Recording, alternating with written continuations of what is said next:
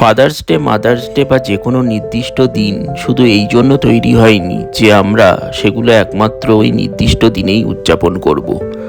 এই দিনগুলো আসলে আমাদের মনে করিয়ে দেয় সম্পর্কগুলোর গুরুত্ব নতুন করে উপলব্ধি করতে, একটু থেমে ভাবতে এবং সেই অনুভূতিগুলোকে সচেতনভাবে উদযাপন করতে। আমার কাছে বইমেলাও ঠিক তেমনই একদিন।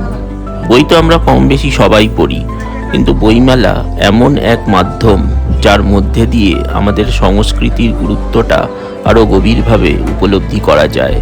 মনে পড়ে যায় বই পড়া কতটা প্রয়োজনীয়, কত পুরনো বিষয়কে নতুন দৃষ্টিতে জানা যায়, নিজের কত কৌতূহলের উত্তর মেলে, আবার অন্য দেশ, জাতি আর ইতিহাস সম্পর্কে জানার সুযোগ তৈরি হয়।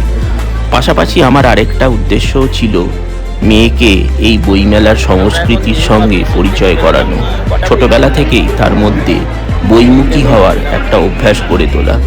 কারণ অনেক হতে পারে, অবশ্যই তা ব্যক্তিগত, আর যা আপনাকে ভালো লাগায় সেটাই আসুন। এই কারণেই এবার ঠিক করেছিলাম একটু ফাঁকা ফাঁকাই বইমেলা ঘুরবো। কাকতালীয়ভাবে সুযোগটা এসে গেল সরস্বতী পুজোর দিনেই। টার্গেট করে রেখেছিলাম দেশ পাবলিশিং, পত্রভারতী, কিশোর সাহিত্য আর আর্জেন্টিনা, যেটা এবারের বইমেলার থিম স্টল।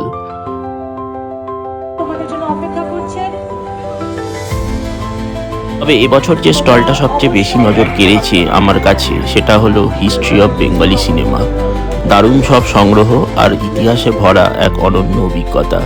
এর পাশাপাশি দেখা হয়ে গেল কিছু কলাকুশলীর সঙ্গেও, যারা এই সময় বইমেলায় উপস্থিত ছিলেন।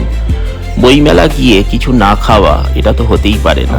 তবে এবছর একটি নতুন জিনিস খেলাম, বইমেলার পেস্ট্রি।